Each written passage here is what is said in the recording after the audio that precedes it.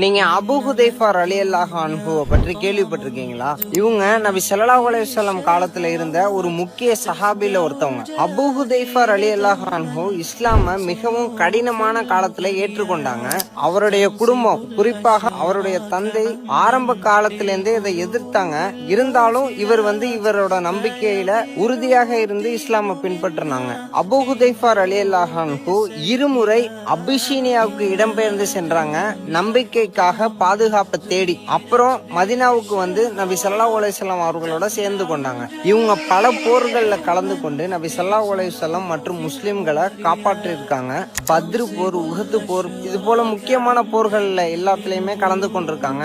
சில போர்கள்ல தம் குடும்பத்தை எதிர்த்தே இவங்க நம்பிக்கையின் பக்கம் நின்று போர் செஞ்சிருக்காங்க. பிறகு நபி ஸல்லல்லாஹு அலைஹி வஸல்லம் இறந்த போது அபூ ஹுதைஃபா ரலியல்லாஹு அன்ஹு முஸ்லிம் சமுதாயத்தை பாதுகாப்பதற்காக போராடினாங்க. பின்னர் யமாமா போர்ல இஸ்லாமுக்காக உயிர் தியாகம் செஞ்சாங்க. அவங்க நம்பிக்கை, துணிச்சல் மற்றும் தியாகத்தை காட்டினாங்க. நம்மளும் உண்மையான பக்கம் நின்று நன்மையை செய்யலாம். இன்ஷா அல்லாஹ் நாளைக்கு பார்ப்போம். அஸ்ஸலாமு அலைக்கும்.